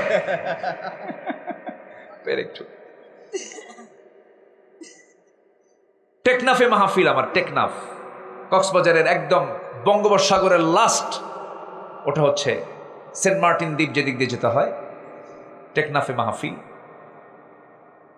ওখানে এক হাজী সাহেবের সঙ্গে আমার দেখা। বললাম আপনি কি করেন? কে বাবা আমি তেমন কিছু করি না, আমি একটু দানার ব্যবসা করি, দানা বিসি। কি এটা? কে ইয়াবা? কিসের বলেন, কিসের এটা? ইয়াবা। আমি বললাম যে আপনার হাজী সাহেব মানুষ, আপনি এটা করেন কেন? কে বাবা এটা তো আমি নিজে খাই না, তুমি আমার সঙ্গে খাওয়াই। সে কি করে? খাওয়ায়। পাপ কি যে পাপ না মনে করে সে বড় ফাসিক, ঠিক কিনা? যে পাপকে বোঝে না যেটা পাপ, ওটা আরেক গোমরা, ওটা বলা আল্লাহ পথভ্রষ্টতা। এটা সম্মানিত ভাইয়েরা, এগুলো করা যাবে না। ইমানদার এগুলো কাজ করতে পারে না। এই যে খরস্রোতা, এই বিশাল লবণ, এই লবণ পানি যখন আল্লাহ পাক ফিল্টারিং করে যখন আকাশে তোলেন, ওটাকে লবণ থাকে? কি হয়? কেমনে হয়? কেমনে হয়? মেশিন কই? মেশিন দেখা যায়? তাহলে মেশিন যদি দেখা না যায়, যে মেশিন দেখা যায় না, সেই না দেখা মেশিনকে বানাইছেন কে? সে আল্লাহকে আপনি দেখবেন কেমনে দুনিয়াতে? কথাটা বুঝেন আপনি? অনেকে কয় যে দেখি না আল্লাহকে, বিশ্বাসটা করবো কেমনে? আল্লাহকে দেখা দিলেই তো হতো। এই যে ইনু ইনু যেটা পড়ে আছে, কমিউনিস্ট পার্টির নেতা, ওদের দলের মূল ম্যানিফেস্টো হচ্ছে আনসিন ইজ নাথিং, যা দেখা যায় না বিশ্বাস করা যায় না। এই 16 বছরের তার মুখে একটাই জিকির ছিল, হলো জঙ্গি। কি ছিল বলেন তো? জঙ্গি। কিছু হলেই জঙ্গি। এই খুলনা বিভাগে তার বাড়ি, এই যে আছে, সমস্যা নেই, হ্যাঁ, খুলনা বিভাগে তার বাড়ি, ভেড়ামারা বাড়ি। আমার মনে হয় তার মেম্বার ইলেকশন করার মতো জনসমর্থন তার ছিল না। 16 বছর ছিল নির্ধারিত, মানে জোর করে কেড়ে নেওয়া এমপিত্ব সে গ্রহণ করেছিল। এই 16 বছর শুধু আলিমদেরকে গালিগালাজ করেছে। আহমদ শফি রাহিমাহুল্লাহর মতো মানুষকে তেতুল হুজুর বলে আখ্যা দিয়েছে, যেরকম নাউজুবিল্লাহ। এরকম করে করে অনেক কিছু করেছে। এই সমস্ত বদমাইশদের মূল ম্যানিফেস্টো হলো যা দেখি না বিশ্বাস করি না। আল্লাহর অনেক কিছু আমরা দেখি না। এই যে মাইকে কথা বলছি, বিদ্যুৎ কাজ করছে, বিদ্যুৎ কি দেখা যায়? মার পেটে ছিলাম 10 মাস, দেখছেন কে কে? কেউ দেখছে? দুধ খাইছে 2 বছর, মনে আছে কার? কম কার মনে আছে? তাহলে আমাকে বলে দিয়েছে একজন, তো এটা তোমার মা, বিশ্বাস করছি। পেটে ছিল 10 মাস, বিশ্বাস করছি। দুধ খাইছে 2 বছর, তাও বিশ্বাস করছি। তাহলে না দেখে যদি আমার মাকে বিশ্বাস করতে হয়, আমার মায়ের দুধ পানকে বিশ্বাস করতে হয়, যারা বলে আনসিন ইজ নাথিং, যা দেখা যায় না বিশ্বাস করা যায় না, ওরা ওদের মাকেও বিশ্বাস করে না ওদের থিওরি অনুযায়ী। তাহলে আমরা আল্লাহকে বিশ্বাস করি দেখে না, না দেখে? না দেখে। আমরা আল্লাহকে দেখবো জান্নাতে গিয়ে, জোরে বলি ইনশাআল্লাহ। কোথায় গিয়ে দেখবো বলেন? কোথায় গিয়ে? নবীরাই দেখতে পায় নাই। একজন নবী দেখতে গিয়ে পারেন নাই দেখতে, সে কোন নবী বলেন? খুব চেষ্টা করেছেন, সারা জীবন তিনি অডিও কলে কথা বলেছেন। মাঝে মাঝে কথা বলতেন অডিও কলে। একদিন বলে ফেরেন, আল্লাহ অডিও কল তো দিলাম বহু, একটু শখ হচ্ছে একটু ভিডিও কল মারবো। কি বুঝতেছেন কি কথা? একটু ভিডিও কলে কথা বলবো। আল্লাহ বললেন যে মুসা, তুমি চেষ্টা করলেও কাম হবে না, ভিডিও করার অপশনই নেই। আল্লাহ আমি একটু চেষ্টা করে দেখি। উনি যা বলতেন তা করে ছাড়তেন। আল্লাহ বললেন ঠিক আছে, চেষ্টা যখন করবা তুর পাহাড়ে আসো। তুর পাহাড়ে গেছেন, আল্লাহকে দেখার চেষ্টা করেছেন, পেরেছেন? এই চর্মচক্ষু দিয়ে আমরা আল্লাহকে দেখতে পাবো না। তবে জান্নাতের চোখ যা হবে, জান্নাতের চোখ দিয়ে আমরা আল্লাহকে তৃপ্তি ভরে দেখতে পাবো। জান্নাতে গিয়ে আমরা আল্লাহর সঙ্গে কথাও বলবো। আল্লাহ বলছেন, বান্দারে তোর সঙ্গে সাক্ষাৎ আমার হবে জান্নাতে। নাম্বার 2 শর্ত হলো, শিরিক যে করবে সে পথভ্রষ্ট। আল্লাহ বলছেন, শিরিক মুক্ত হয়ে আমার কাছে আসো, আমি তোমার সঙ্গে সাক্ষাৎ করবো। যেরকম সুবহানাল্লাহ। কুফরি করলে দেখা করব না, শিরকের কাজ করে সাক্ষাৎ হবে না। আল্লাহ রাব্বুল আলামিন বলেন, ফামান কানা ইয়ারজু লিকা রাব্বিহি ফালইআমাল আমালান সালিহান ওয়া লা ইউশরিক বিইবাদাতি রাব্বিহি আহাদা। আল্লাহ বলছেন, বান্দারে, আমার সঙ্গে যে ব্যক্তি সাক্ষাৎ করতে চায় সে যেন শিরকের কাজ না করে। শিরকের কাজ না করে যদি নেক আমল করে আসতে পারে, আমি আল্লাহ নিজে ওই বান্দার সঙ্গে জান্নাতে সাক্ষাৎ করবো। জোরে কোন সুবহানাল্লাহ। আমার সঙ্গে সাক্ষাৎ করার জন্য প্রস্তুত আছেন কে? আসতে বলবেন না কে? কিন্তু শর্ত হলো শিরিক মুক্ত হয়ে যেতে হবে এবং ভালো নেক আমল নিয়ে যেতে হবে। ওই বাগদা চিংড়ির মধ্যে কি ঢুকানো যাবে না? পেরেক ঢুকানো যাবে না। কারো জমির আইল ঠেলা যাবে না। ওজন কম বেশি করা যাবে না। অন্যের বউ নিয়ে মজা করা যাবে না। আকাম কুকাম করা যাবে না। অন্যের বউ নিয়ে মজা করা লোক আছে না? নাই? আছে। নিজের বউ ভাল লাগে না। নিজের বউ ভাল লাগে না। আকাম কুকাম করে বেড়ায়, শয়তানি করে বেড়ায়, এগুলো করা যাবে না। ইমানদার এগুলো করবে না। ইমানদার এগুলো করলে ইমান থাকে না, তখন সে পথভ্রষ্ট হয়ে যায়, ফুসুকি হয়ে যায়, সে ফাসিক হয়, সে জালিম হয়। ঠিক কিনা? আমার বন্ধুগণ, আল্লাহ রাব্বুল আলামিন বলেন, বান্দারে, তুমি চাষ করো না, আমি আল্লাহ নিজে চাষ করি। সুন্দর করে তুমি ধান লাগায় দিয়ে আসো, সেই ধানের পানির দরকার। গতকালকে আল্লাহ পানি দিছিল, দেয় নাই? মন খারাপ করছেন মনে হয় আপনার? মন খারাপ করছেন? পানির দরকার আছে না নাই? এই সংসারটা কার? দুনিয়াটা কার? বিশ্বের সবার সভাপতিকে? এই গোটা পৃথিবীর সমস্ত প্রাণীকুল কে চালান? জমিন কে চালান? পাহাড় কে চালান? সমতল কে চালান? সাত সমুদ্র কে চালান? পানি কখন দরকার কখন দরকার না কে জানেন? আমার আপনার চিন্তা করার দরকার আছে? আবার গতকালকে কিন্তু এরকম লোক আছে বলার, তোমরা দিছো মাহফিল, আসছে বৃষ্টি, রহমত নাই, রহমত নাই, এরকম বলার লোকও কিন্তু আছে। গতকালকে আমার মাহফিল ছিল, সেখানে বৃষ্টিও হয়েছে, তারা আবার ইনডোরে মাহফিল করেছে। একজন ভাই এসে বলতেছে, হুজুর, আমার বউ কয় যে তোমরা মাহফিল দিলে এমন দিন যেদিন বৃষ্টি আসলো, আসলে আল্লাহর নজর তোমাদের উপরে ভালো নাই। বুঝলেন? এগুলো কুফুরি কথা। এই সমস্ত কথাগুলো বলা যাবে না। বৃষ্টির ফায়সালা কার বলেন? আরো জোরে বলবেন, কার? আল্লাহ। বৃষ্টি হলো গতকালকে, আজকে মাহফিলও হলো, দুই রহমতই হলো। আলহামদুলিল্লাহ। আমরা যে সিদ্ধান্ত নেব, আল্লাহর সিদ্ধান্ত তার চাইতে কি খারাপ হবে না ভালো হবে? ভালো হবে। আমরা সন্তুষ্ট। আমরা কি অসন্তুষ্ট নাকি? বলি আলহামদুলিল্লাহ। আল্লাহ বৃষ্টিটা কোন জায়গা থেকে নিয়ে আসলেন দেখেন। আল্লাহ বৃষ্টির পানিটা নিয়ে আসলেন হলো বঙ্গোপসাগর থেকে। বঙ্গোপসাগর থেকে পানিগুলো তুললেন। অবশ্যই মেশিন আছে, সেই মেশিনটা আমাদের চোখে ধরা পড়ে না। সেই মেশিন দিয়ে ফিল্টারিং করে দুনিয়ার সব জায়গার পানির মধ্যে কম বেশি আর্সেনিক পাওয়া যায়, দোষ পাওয়া যায়। ওই পিরোজপুরের পানি খাওয়া যায় না, বরিশালের পানি পান করা যায় না, আবার আশা শনি শ্যামনগরের পানিগুলো তেমন পান করা যায় না। সেই বৃষ্টির পানিগুলো ধরে রাখতে হয়, পান করতে হয়। কিন্তু আল্লাহ রাব্বুল আলামিন ওই সমুদ্রের পানিকে ফিল্টারিং করে সুন্দর করে যে বাষ্পীয় আকারে তুলে নিয়ে ওয়াটার সাইকেল করে পানি চক্রের মাধ্যমে যে পানিগুলো তুলে নিলেন, সেই পানির মধ্যে আজ পর্যন্ত কোনো গবেষক কি কোনো জার্ম খুঁজে পেয়েছে নাকি?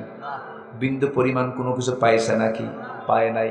বঙ্গোপসাগরের পানিটাকে আল্লাহ রাব্বুল আলামিন সুন্দর করে তুলে নিয়া বাতাসের সাথে বাষ্পীয় করে ওই পঞ্চগড়ের তেতুলিয়ার সলিমুদ্দিন মিয়ার জমির 4 শতক ধুলাই মলিন জমিনটাকে সুন্দর করে ভিজায় দিয়া সিক্ত করে সবুজ শ্যামল বানায় দিয়েছেন তিনি আমাকে। তাহলে চাষিকে সেই পানি যে তুললেন পাইপ দিয়া, পাইপ সিস্টেম হলে পরে বিমান কি চলতো আকাশে? পাইপ সিস্টেম, বঙ্গোপসাগর থেকে একটা পাইপ যাবে ওই পঞ্চগড়ে আকাশ দিয়া, তাহলে আকাশ পথ সব খালি কি দিয়ে ভরা থাকতো? পাইপ দিয়ে ভরা থাকতো। কিচ্ছু নাই। কি সুন্দর করে আল্লাহ পাক সে পানিগুলো তুললেন এবং সে পানিটা সেই পরিমাণ তোলেন জমিন থেকে, সেই পরিমাণ তোলেন যে পরিমাণ দরকার। বিকাদারিন বিমাইন বিকাদারিন, আল্লাহ তাআলা পরিমাণ মতো তোলেন, পরিমাণ মতো। 516 টন, 516 টন প্রতি সেকেন্ডে আল্লাহ পাক জমিন থেকে আল্লাহ তাআলা পানি বাষ্পীয় আকারে তোলেন। যেরকম সুবহানাল্লাহ।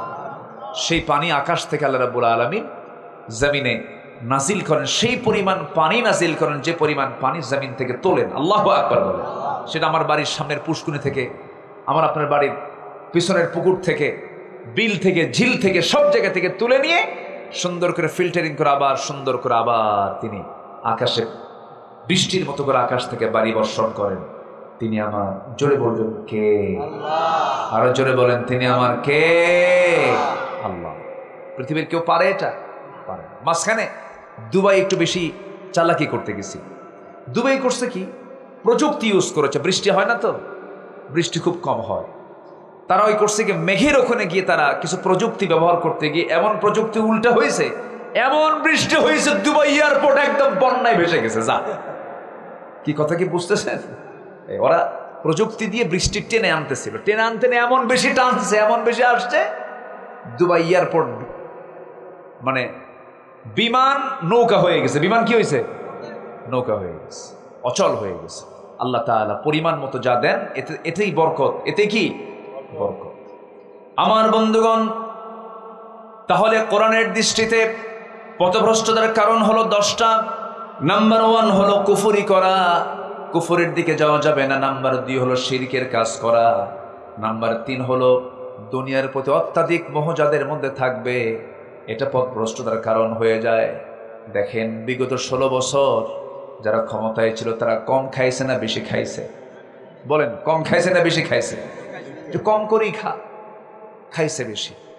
কিছু কিছু মশা আছে, দেখবেন মশা যখন পড়ে হুঁশ থাকে না, রক্ত পাওয়া মাত্র বেহুশের মতো খায়, আর উঠতে পারে না। ওর পাখার চাইতে, আর পাখা দিয়ে যে উড়বে সে ক্ষমতাই নাই, শীত হয়ে পড়ে, আর পারে না। আবার কিছু আছে স্মার্ট মশা, খুব চালাক। আগে সলিমন্দির দিকে তাকায়, মানে গতিবিধি দেখে ও কোন দিকে তাকায় আছে, আস্তে করে পড়ে, সুন্দর করে আগে এনেস্থেশিয়া করে। কি করে এনেস্থেশিয়া, অর্থাৎ মেডিকেলের ভাষা বললাম, এটা হচ্ছে অজ্ঞান করে। অজ্ঞান করে, ওই চামড়াটা অজ্ঞান করে যেন আমি হুল ফুটালে যেন সলিমদ্দি না টের পায়। সুন্দর করে এনেস্থেশিয়া করে, এরপরে ধীরে ধীরে ধীরে ধীরে সে তার হুলটা ফুটায় দেয়, ভিতরে গভীরে চলে যায়, রক্তগুলোকে শোষণ করতেছে, পরিমাণ মতো নিয়ে খায়া চট করে উঠে যায়। বসলো কখন, উঠলো কখন, বোঝার কায়দা। এটা স্মার্ট মশা। কি মশা বলেন? স্মার্ট মশা। কিন্তু ওই যে ছ্যাঁচড়া মশা কিছু আছে, এমন খাওয়া খায়, হুঁশ নাই, উঠতে পারে না। এই 16 বছর ছিল হলো ছ্যাঁচড়া মশা বলেছে। কি মশা ছিল? ছ্যাঁচড়া মশা। আল্লাহ পাক, ইন্নাল্লাহা লা ইস্তাহি আন ইয়াদরিবা মাসালান মা বাউদাতান, আল্লাহ তাআলা মশার উদাহরণ দিয়েছেন কোরআনে কারীমের মধ্যে। যেরকম সুবহানাল্লাহ আছে না, বাউদাতান, মশার কথা বলেছেন। দেখেন, মশাকে ছোট চোখে দেখার কোনো সুযোগ নেই, মশার উদাহরণ দেওয়ার কারণ আছে। নাম্বার 1 হলো, দেখেন মশা পড়লো, এনেস্থেশিয়া করলো, দেখেন কত আল্লাহ তাআলা তার মধ্যে কতগুলো গুণ দিয়েছেন, তার বাঁচার জন্য সিকিউরিটি দিয়েছেন। এনেস্থেশিয়া করে মশাগুলো রক্তগুলো শোষণ করলো বংশবৃদ্ধির জন্য, প্রজনন বৃদ্ধির জন্য। মশা কিন্তু স্ত্রী মশা কামড়ে, বাউদাতান, স্ত্রীলিঙ্গের কথা আসছে এখানে। এরপরে রাতের বেলা ঘুমিয়ে পড়বেন, রাতের বেলা যখন ঘুমাতে যাবেন দেখতেছেন চতুর্দিকে তাকায় দেখেন, আলো দিয়ে দেখলেন কোথাও কোনো মশা নেই, একটা মশা আপনার চোখে পড়লো না। শুধু লাইটটা বন্ধ করে শুইতে গেছেন, বালিশে মাথা রেখেছেন, 10 মিনিট যেতে না যেতেই 4-5টা মশা এসে কানের কাছে এসে সারে গামা পাদানিসা শুরু করে। কিনা বলেন? শুরু হয়ে গেছে। এটা আসলো কোন জায়গা থেকে? লাইট বন্ধ করলাম, ওর চোখ কেমনে ও দেখলো? বিজ্ঞান বলতেছে প্রত্যেকটা মশা 75 থেকে 80 ফুট দূর থেকে টের পায় এটা কোন সলিমদ্দি এখানে শুয়ে আছে, কোন সলিমদ্দি, কোন মানুষটা এখানে আছে। 75 ফুট দূর থেকে সে টের পায় এখানে কোনো মানুষ আছে। আল্লাহু আকবার বলেন। কত ফুট দূর থেকে? 75 ফুট দূর থেকে। আবার আমার কানের কাছে, নাকের কাছে এসে যে ভন ভন ভন ভন যে আওয়াজটা হয়, এটা তার কণ্ঠের আওয়াজ না, এটা তার গলার আওয়াজ নয়, ভোকাল কর্ডের আওয়াজ নয়, এটা হচ্ছে তার 2 পাখার আওয়াজ। 2 পাখা দিয়ে সে উঠতে থাকে, নড়তে থাকে। বিজ্ঞান বলতেছে, প্রাণী বিজ্ঞান বলছে প্রত্যেকটা মশা তার হাতের যে পাখাগুলো ঝাপটান মারে, প্রতি সেকেন্ডে তার পরিমাণ হলো 400 থেকে 500 বার। 400 থেকে 500 বার। আজ পর্যন্ত একটা মেশিন আবিষ্কার হয় নাই যে মেশিন একটা মশার পাখার চাইতে দ্রুত গতিতে ঘুরতে পারে। সুবহানাল্লাহ বলবেন না? জোরে বলেন সুবহানাল্লাহ। কাফেররা কয় ফায়াকুলুনা মাযা আরাদাল্লাহু বিহাদা মাসালা, তোমাদের আল্লাহ এই মশার উদাহরণ দিয়ে এখানে কি লাভ পাইছে, দেখ কি লাভ পাইছে। আল্লাহু আকবার বলো। ছোট্ট মশার মধ্যে আল্লাহ পাক কত কি রেখে দিয়েছে। সর্বশেষ এই মশার কামড় খায় বিদায় নিয়েছিল কে? কে বলেন, কে বিদায় নিয়েছিল? নমরুদের উদাহরণ ঠিক আছে না বেঠিক আছে? কোন মশা খাইছিল? কোন মশা? ন্যাংরা না, অটিস্টিক। কি মশা খাওয়ান? অটিস্টিক। ন্যাংরা তো হয়তো কোনো কারণে তার পা শুধু বিকল হয়েছে, পা শুধু হয়তো ভাঙছে, কিন্তু পা না, ওর মাথা থেকে একদম পা, নার্ভিং প্রবলেম। কি প্রবলেম? নার্ভিং ডিসঅর্ডার, মানে মাথা থেকে পা পর্যন্ত। অটিস্টিক বাচ্চা আছে না কিছু, ওদের মাথা থেকে পা প্রত্যেকটা অঙ্গ প্রত্যঙ্গ গুলো কি অচল, আঁকাবাঁকা, মানে নার্ভিং, মানে নার্ভগুলো সক্রিয় না। তো আল্লাহ তাআলা ন্যাংরা মশা পাঠান নাই, আল্লাহ পাক নমরুদকে প্রতিহত করার জন্য দিয়েছেন কি মশা বলেন? প্রতিবন্ধী, অটিস্টিক মশা। আল্লাহু আকবার বলেন। আল্লাহ বলছেন, নমরুদ তুই খুব শক্তিশালী হয়ে গেছিস, আমার খলিলকে মূর্তি ভাঙ্গার অপরাধী করে শিরকের বিরুদ্ধে আন্দোলন করার কারণে আমার খলিলকে তুই আগুনে পুড়িয়ে মারার সিদ্ধান্ত নিয়েছিলি। আমি সেখান থেকে বাঁচায় দিয়া আমার খলিলকে মর্যাদায় বসাইয়া তোকে অটিস্টিক মশা দিয়া বিদায় করে দিলাম। আল্লাহর ক্ষমতা আছে না নাই? আল্লাহ এখনো আছেন, আল্লাহ এখনো আছেন। খুব নিকটবর্তী সময় আল্লাহ পাক তার দেখিয়ে দিয়েছেন আমি আল্লাহ আছি। যেরকম সুবহানাল্লাহ, যেরকম সুবহানাল্লাহ। বদর যুদ্ধের দিন, এক অসম যুদ্ধ, কোথায় 1000 সৈন্য, অস্ত্র শস্ত্র, ঘোড়া, সব খাবার রসদ সব আছে। আমার নবীজি মাত্র 313 জন সাহাবীকে নিয়ে, তাও 16টা রোজা রাখছেন, শরীর দুর্বল। মক্কা থেকে মদিনা হিজরত করেছেন, একদম শারীরিকভাবে, আর্থিকভাবে, সব দিক থেকে দুর্বল সাহাবীরা। তাদেরকে নিয়ে 313 জন সাহাবী নিয়ে যখন আল্লাহর অর্ডার পেলেন যুদ্ধে যেতে হবে, নবীজি বললেন, সাহাবীরা আজকের যুদ্ধের দিনে তোমরা রোজাটা ভেঙে ফেলো। সাহাবীরা রোজাও রাখবো, যুদ্ধ করব না, রোজা পরে রাখতে পারবে। ফাইদাতুম মিন আইয়ামিন উখর, রোজাটা ভাঙবো, যুদ্ধে ঝাঁপিয়ে পড়তে হবে। যুদ্ধে ঝাঁপিয়ে পড়লেন। ওই যুদ্ধের দিন সরাসরি সাহায্য করেছেন তিনি কে? আসতে বলবেন না, তিনি কে? আমি প্রায় একটা কথা বলি, আমরা হয়তো ভাবতেছি আমরা মাত্র 20 কোটি, প্রতিবেশীতে আছে 200 কোটি, আমরা মনে হয় পারবো না। আল্লাহ নিজেই অফার দিচ্ছেন, ইয়াকুম মিনকুম 20 সাবিরুন ইয়াগলিবু 200। তোমরা যদি 20 জন ইমানদার হও, 200 জনের উপর আমি আল্লাহ বিজয় দিয়ে দেব। আল্লাহ নিজে বলে দিচ্ছেন, কোনো টেনশন নাই। আমাদের সংখ্যা যা আছে, বিজয় হওয়ার মতো সংখ্যা আছে, শুধু ভেজাল মুক্ত ঈমান আনতে হবে। আল্লাহু আকবার বলেন। পথভ্রষ্টতার পথগুলো ছাড়তে হবে, কুফরি ছাড়তে হবে, শিরিক ছাড়তে হবে, দুনিয়ার অত্যাধিক মোহরগুলো ছাড়তে হবে। আল্লাহ আমাদের সাহায্য করবেন। সাহায্যের জন্য কে আছেন? আল্লাহ আছেন। বদরে সাহাবীরা রওনা দিলেন, 313 জন সাহাবী। আল্লাহ তাআলা এই সচক্ষে 2009 সালে আল্লাহ পাক আমাকে প্রথম দেখিয়েছেন বদরের প্রান্তর। বদরে গিয়েছিলাম, বদরে সেখানে বিশাল বিশাল পাহাড় আছে, বালুর পাহাড়, সেখানে শুধু বালু দিয়ে ভরা। বালুর মধ্যে পা ডেবে গেলে মানুষ হাঁটতে পারে না, অসহায় হয়ে যায়। সাহাবীরা হাঁটতে পারছেন না, পা বারবার ডেবে যাচ্ছে। সাহাবীরা বলছেন, ইয়া রাসূলুল্লাহ, রমজান মাস অর্ধেক পর্যন্ত রোজা রাখলাম, শরীরে কোনো শক্তি নাই, যুদ্ধ করতে আসছি, 2টা পা বারবার বালুতে ডেবে যাচ্ছে, যুদ্ধ করব কেমনে? আপনি আল্লাহর কাছে সাহায্য করুন। আমার নবীজি 2টা হাত উঁচু করে আকাশের মালিকের দিকে তাকায় সাহায্য চাইলেন। আকাশে খণ্ডমেঘ জমা হলো, কালো মেঘ আসলো, বৃষ্টি নাজিল হলো। বালুর উপরে যখন বৃষ্টির পানি পড়ে তখন বালু কি হয়? আস্তে কি হয় বলেন? ওইদিকে কাফের মুশরিকরা যে পাশে দাঁড়ানো ছিল, সেই জায়গাটা ছিল হলো আঠাল মাটির জায়গা, শক্ত মাটির জায়গা। শক্ত মাটিতে যখন পানি পড়ে তখন কি হয়?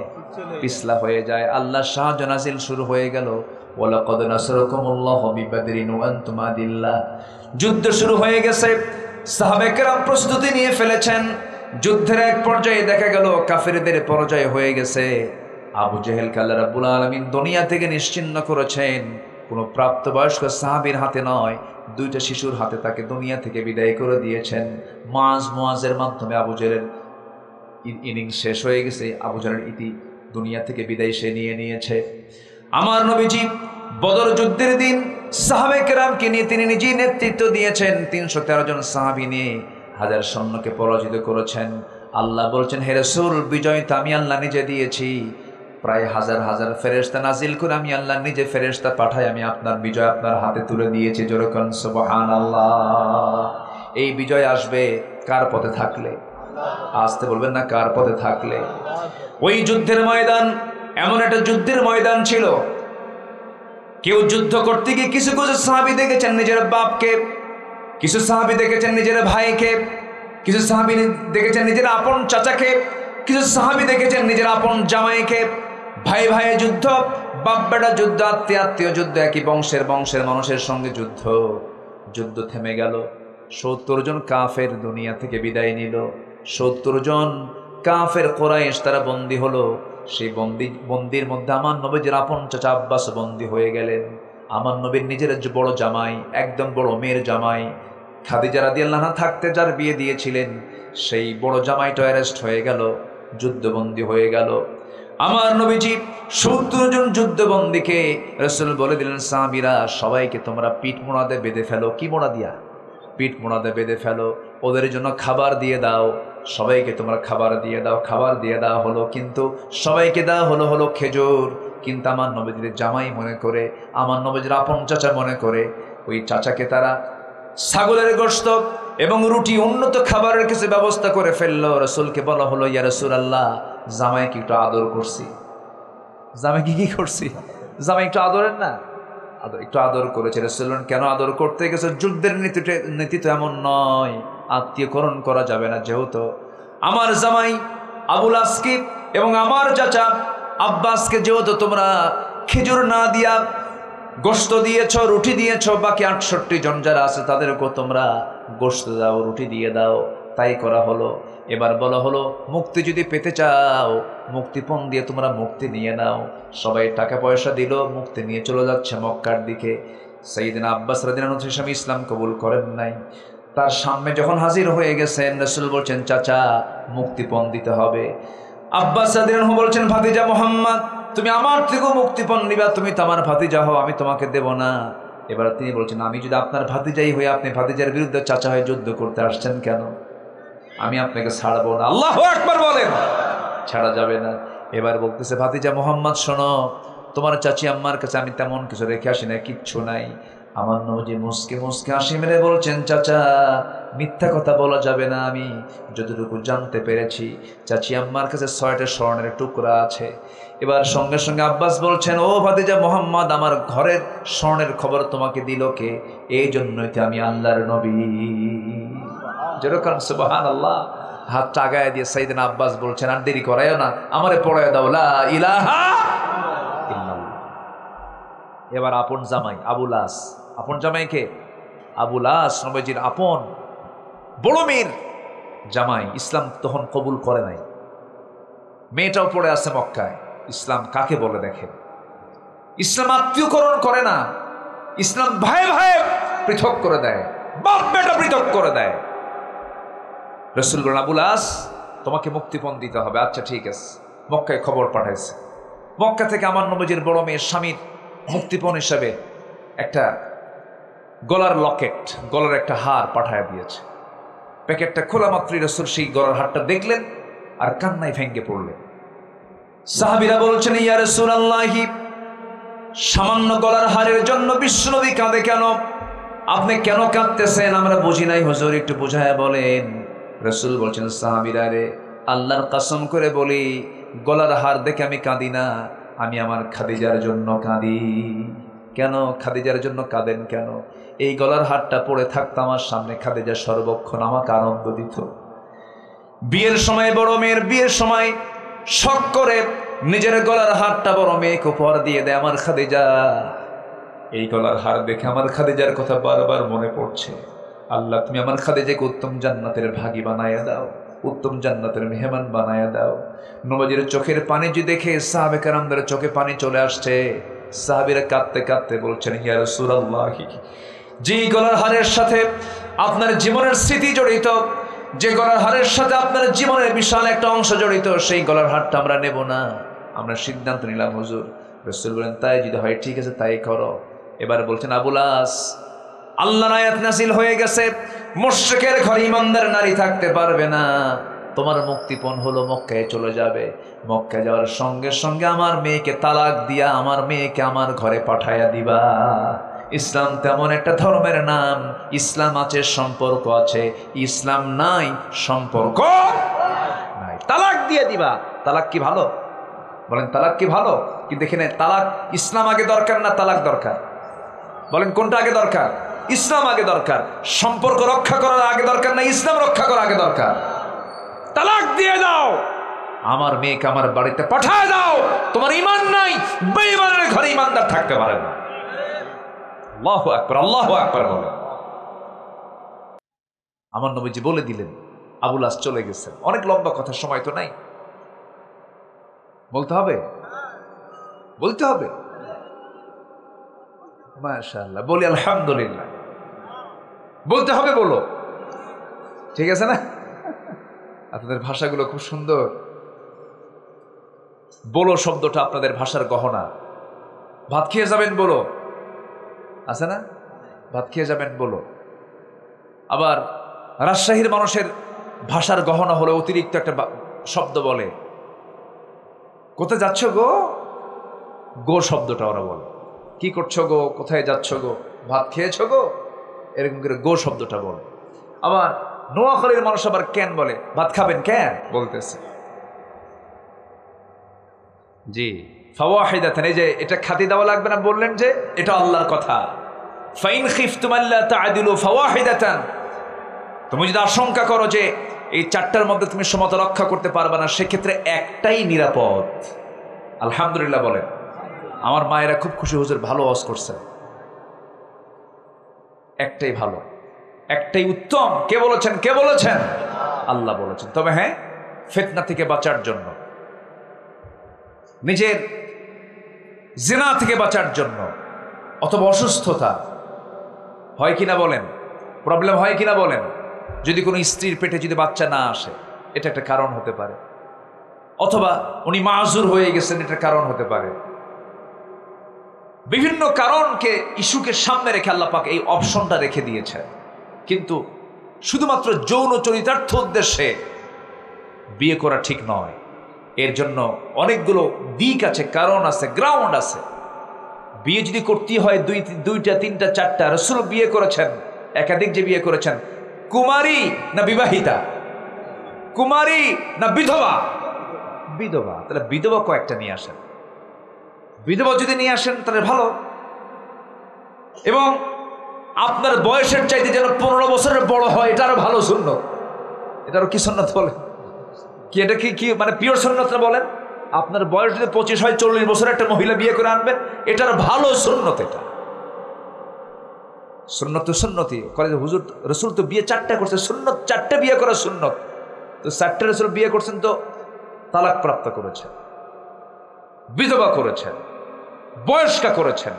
এমনও স্ত্রী ছিল আমার নবীর জীবনে যাদের কোনো যৌবনই ছিল না, শুধু স্ত্রীত্বের মর্যাদা দিয়ে তাদেরকে ঘরে আনছেন। আল্লাহু আকবার বলেন। একটা ছায়া দিয়েছেন, একটা ছাতা হয়ে রাসূল তাদের পাশে তাদের হকগুলো আদায় করেছেন। তাহলে মোহ থাকবে নারীর প্রতি, মোহ থাকবে অর্থের প্রতি, সেটা তো হবে অবৈধ না বৈধ? নিজের সম্পদের দিকে আপনি তাকান, সমস্যা না। অন্যের সম্পদের দিকে তাকানো যাবে না। নিজের স্ত্রীর দিকে তাকাবো, সমস্যা না। অন্যের স্ত্রীর দিকে তাকানো যাবে না। অন্যের দিকে তাকালে এটা অত্যাধিক হয়ে গেল, এটা জুলুম হয়ে গেল। নাম্বার 4 হলো শয়তানের প্ররোচনা। অনুসরণ যদি কেউ করে, সে পথভ্রষ্ট হয়ে যাবে। শয়তান বিভিন্ন চমক দেখাবে। শয়তান বলবে, লটারি ধর। কি ধর? আছে কিনা? এগুলো কার প্ররোচনা এগুলো বলেন তো? শয়তানের প্ররোচনা। তাসের আসরে বসে যা, বেশিক্ষণ পরিশ্রম করা লাগবে না, ব্রেন খাটায় নে। জুয়া খেল, ক্যাসিনো খেল, এগুলো কাজগুলো করবি, শয়তান এগুলো চমক লাগায় দেয়। এই সমস্ত কাজ হচ্ছে পথভ্রষ্টতার কারণ। নাম্বার 5 হলো আল্লাহর আয়াত বিধিবিধানকে নিজেরা বাকবিতণ্ডা করবে, তারা পথভ্রষ্ট হয়ে যাবে। বলবে যে আয়াতের মধ্যে আল্লাহ এই কথা বলছে কেন? এরকম বলার লোক আছে না বলেন তো? আছে। নাম্বার 6 হলো অহংকার বসে আল্লাহর হুকুমকে যদি কেউ অমান্য করে, সে পথভ্রষ্ট হয়ে যাবে। নাম্বার 7 হলো জুলুম যারা করবে, সে পথভ্রষ্ট হয়ে যাবে। এই 16 বছর নিরীহ নিরপরাধ মানুষের প্রতি যে অত্যাচারগুলো করা হয়েছে, যে মামলাগুলো করা হয়েছে, যে হুমকি ধামকিগুলো দেওয়া হয়েছে, যে সমস্ত অত্যাচারগুলো করা হয়েছে, বিনা কারণে জেল খাটানো হয়েছে, কোনো দোষ নাই, বছরের পর বছর জেল খাটলো, বইয়ের হক আদায় করতে পারলো না, ছেলেমেয়ের হক আদায় করতে পারলো না, বাপ মার হক আদায় করতে পারলো না। এই সমস্ত বিশাল অপরাধের জন্য শাস্তি পেতে হবে কার আদালতে? আল্লাহর আদালতে। এগুলো পথভ্রষ্টতার পথ। জুলুম করা মানে পথভ্রষ্ট হয়ে যাওয়া। নাম্বার 8 হলো মানুষকে আল্লাহর পথ থেকে বিচ্যুত করার চেষ্টা করা, নিজেও না মানা, আবার মানুষকে না মানতে বাধ্য করা, তাগুতের পথ যারা অবলম্বন করবে, এটা যে পথভ্রষ্টতার পথ। নাম্বার 9 হলো নবীজির বিরুদ্ধে চারণ করা, নবীর বিরুদ্ধে কথা বলা। নাম্বার 10 হলো ঈমান আনার পর বারবার কুফরিতে প্রত্যাবর্তন করা। ইন্নাল্লাযীনা কাফারু বা'দা ঈমানিহিম সুম্মা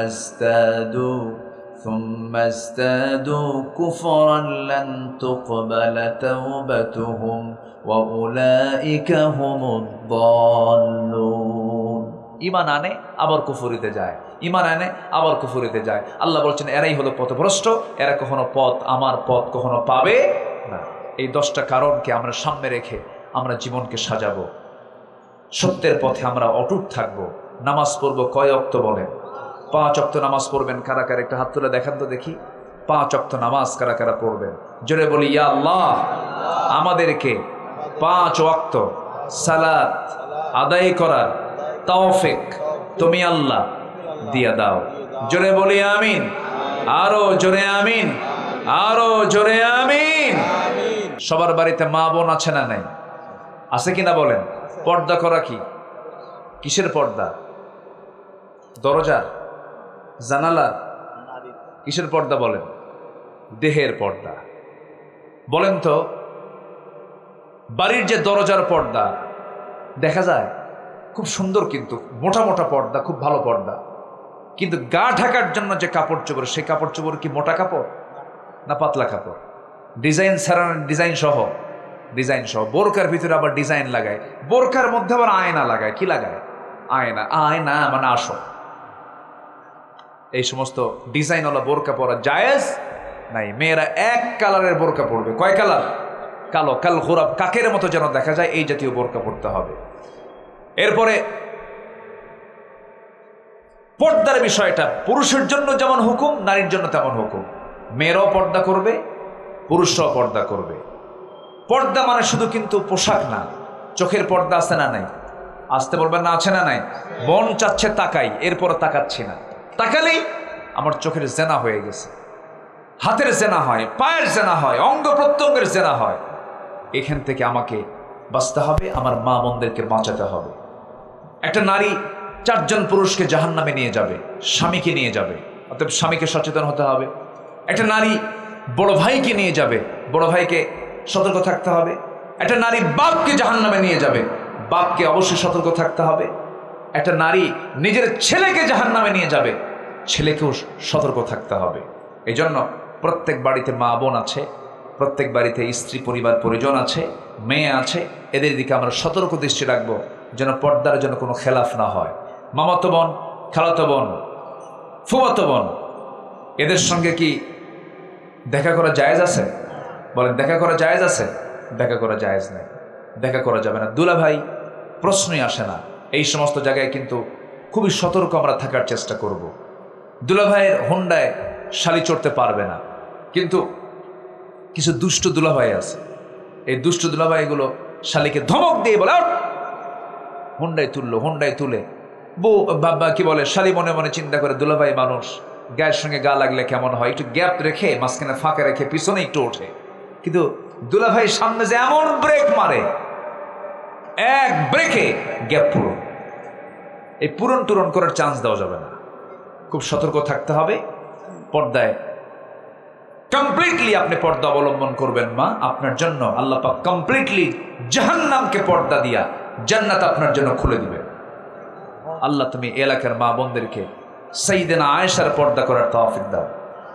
আম্মা জান আয়েশা যেমন করে পর্দা করেছেন, এমন পর্দা করার তৌফিক দিয়ে দাও।